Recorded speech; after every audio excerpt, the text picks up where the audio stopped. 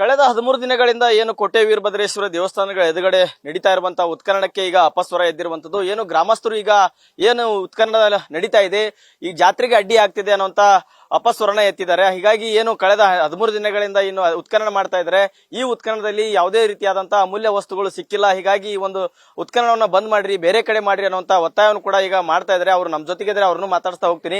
Sir, ಯಾಕೆ sir ಈ ತರ ಇವತ್ತು 13 ದಿನ ಆಯ್ತು ಉತ್ಖನನ ಮಾಡ್ತಾ ಇದ್ದಾರೆ, ಬೇರೆ ಬೇರೆ ಅವಶೇಷಗಳು ಸಿಗ್ತಾ ಇದಾವೆ, ಇವತ್ತು ಯಾಕೆ ನೀವು ಈ ತರ ಅಪಸ್ವರ ಮಾಡ್ತಾ ಇದ್ರಿ ಅಂತ? ಅಪಸ್ವರ ಅಲ್ಲ, ಇಲ್ಲಿ ಯಾವುದೇ ಮೌಲ್ಯ ಇರ್ತಕ್ಕಂಥ ವಸ್ತುಗಳು ಯಾವೂ ಸಿಕ್ಕಿಲ್ಲ. ಬಹಳಾದ್ರ 3-4 ಹಾವಿನ ಚಿತ್ರ ಬಿಟ್ರೆ ಬೇರೆ ರೀತಿ ಏನೂ ಸಿಕ್ಕಿಲ್ಲ.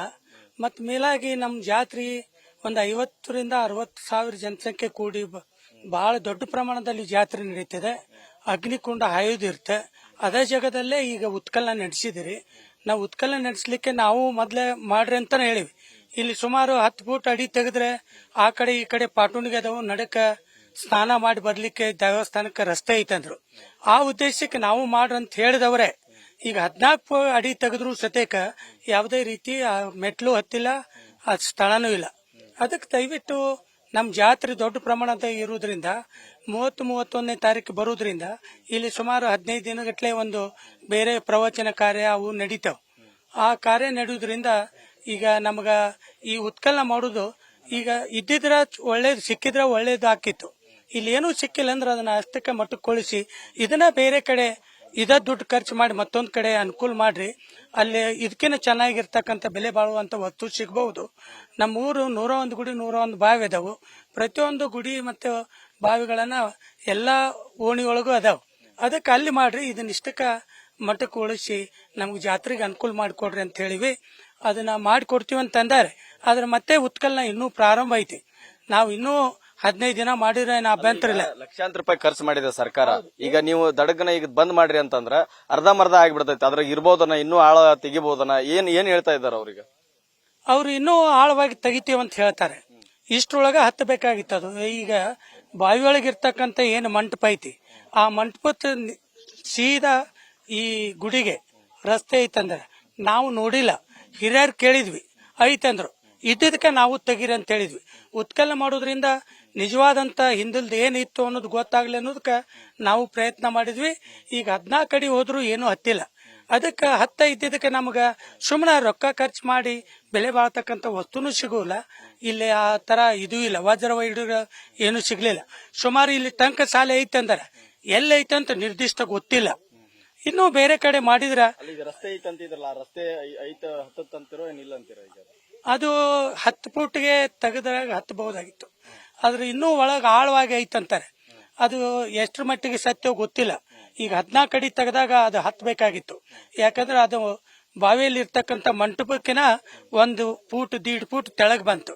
ಅಷ್ಟಕ್ಕೆ ಲೆವೆಲ್ ಇರ್ತಕ್ಕಂಥ 1.5 ಫೂಟ್ ತೆಳಗ್ ಹೋದ್ರು ಹತ್ತಿಲ್ಲ ಅಂದ್ರೆ ನಮಗದು ಮುಂದೆ ಇದಿಲ್ಲ ಅಂತ ನಮ್ಮ ಅಭಿಪ್ರಾಯ. ಅಂದ್ರೆ ವೈಜ್ಞಾನಿಕವಾಗಿ ಅಥವಾ ಅದೇನು ಇತಿಹಾಸದ ದಾಖಲೆಗಳು ಇರ್ಲಾರ್ದನೆ ಸುಮ್ಮನೆ ಊಹಾಪೋಹಗಳ ಮೇಲೆ ಮಾಡ್ತಾ ಇದ್ರು. ಈಗ 80 ವರ್ಷ ಮೇಲ್ಪಟ್ಟವ್ರನ್ನ ಕೇಳಿದ್ದಾರೆ. ಹಿಂದೆ ಇಲ್ಲಿ ಉತ್ಕಲನ ಮಾಡಕ್ ಬಂದಿದ್ರು, ಕಪ್ಪರಿಗೆ ಅದಾವ ಅಂತ ಹೇಳಿದ್ರು. ಕೇಂದ್ರ ಸರ್ಕಾರದವ್ರು ಬಂದು ಇಲ್ಲಿ ಉತ್ಕಲನ ಮಾಡಿದ್ದಾರೆ. ಅವಾಗೂ ಅವ್ರಿಗೆ ಏನೂ ಸಿಕ್ಕಿಲ್ಲ. ಇದು ನೋಡಿವಂತಾರೆ ಕೆಲವು 80 ವರ್ಷದ ಹಿಂದಿದ್ದವ್ರು. ರಸ್ತೆ ಇತ್ತಿಲ್ಲಿ, ದೇವಸ್ಥಾನದಿಂದ ಸ್ನಾನ ಮಾಡಿ ಬರ್ತಿದ್ರು ಅಂತ. ಯಾವುದೇ ರೀತಿ ಲೇಖನ ಅದಾವ ಇಲ್ಲ ನಮಗ್ ಗೊತ್ತಿಲ್ಲ. ಮತ್ತ ಅದು ಇತ್ತಂದ್ರೆ ತೆಗಿಲಿಕ್ಕೆ ಅಡ್ಡಿ ಇಲ್ಲ. ಆದ್ರ ಏನೂ ಇಲ್ದನ ಹಿರಿಯರ ಮಾತು ಕೇಳ್ಕೊಂಡು ತೆಗಿತಾರೆ. ತೆಗೆದ್ರೆ ನಾವು ಹತ್ಲೆ ಅಂತಾನೆ ಹೇಳ್ದವ್ರು. ಇದು ಮಾಡಿದ್ದು ಒಳ್ಳೇದಾಯ್ತು. ಯಾವುದೇ ರೀತಿ ಅಮೂಲ್ಯವಾದಂತ ವಸ್ತು ಸಿಕ್ಕಿಲ್ಲ. ಅದಕ್ಕೆ ನಮಗೊಂದ್ ಸ್ವಲ್ಪ ನಿರಾಶೆ, ಮತ್ತೇನಿಲ್ಲ. ಬೇರೆ ಕಡೆ ಮಾಡಿದ್ರೆ ಸಿಗಬಹುದು. ಈಗ ಜಾತ್ರೆಗೆ ಯಾವುದೇ ಅಡ್ಡಿ ಪಡಿಸಲಾರ್ದನ ನಿಮ್ಗೆ ಅನುಕೂಲ ಮಾಡ್ಕೊಡ್ತೇವೆ, ಜಾತ್ರೆಗೆ ಅನುಕೂಲ ಮಾಡ್ಕೊಡ್ತೇವೆ ಅಂತ ಹೇಳ್ತಾ ಇದ್ರಲ್ಲ? ಹೇಳಿದ್ದಾರೆ ಅವರು, ಜಾತ್ರೆಗೆ ಅನುಕೂಲ ಮಾಡ್ತೀವಿ ಅಂತ ಹೇಳಿ. ನಾವು ಶರಣು ಗೂಗೇರಿ ಅವ್ರು ಕೇಳಿದ್ವು, ಸಿದ್ದು ಪಾಟೀಲ್ ಅವ್ರು ಕೇಳಿದ್ವು. ಮೊನ್ನೆ ಸಿ ಪಾಟೀಲ್ ಬಂದಾಗೂ ಹೇಳ್ಯಾರ, ನೀವು ಜನರ ಅಭಿಪ್ರಾಯ ಕೇಳ್ರಿ, ಅವ್ರ ಜಾತ್ರೆಗೆ ಯಾವುದೇ ರೀತಿ ಅಡ್ಡಿ ಆತಂಕ ಮಾಡಬೇಡ್ರಿ. ನಮ್ ಸಂಘದ ಹುಡ್ರದವ್ರು ಸುಮಾರು 100-150 ಹುಡ್ರು, ಅವ್ರೆಲ್ಲರೂ ಕೂಡ್ಕೊಂಡು ನಾವು ತಿಳಿಸಿದೀವಿ. ಒಂದು ಮನವಿ ಕೊಡ್ತೀವಿ ಅವ್ರಿಗೆ, ಇಷ್ಟಕ್ಕೆ ನಾವು ಇದನ್ನ ಮಾಡ್ರಿ. ಇನ್ನ ಮುಂದೆ ಜಾತ್ರೆ ಬರ್ತೈತಿ, ಲಕ್ಷಾಂತರ ಜನ ಬಂದು ಜಾತ್ರೆ ಮಾಡ್ತಿರ್ತಾರ. ಅದಕ್ಕೆ ದಯವಿಟ್ಟು ಇದನ್ನ ಇಷ್ಟಕ್ಕೆ ಮಟ್ಟಕ್ಕೊಳಿಸಿ ಮತ್ತೊಂದು ಕಡೆ ನೀವು ಉತ್ಕಲನ ಮಾಡ್ರಿ. ನಾವು ಬ್ಯಾಡ ಅಂತ ಅಭಿಪ್ರಾಯ ಇಲ್ಲ. ನಿಜವಾದಂತದ್ದು ಹಿಂದೆ ಏನಿತ್ತು ಅನ್ನೋದು ಗೊತ್ತಾಗ್ಲಿ.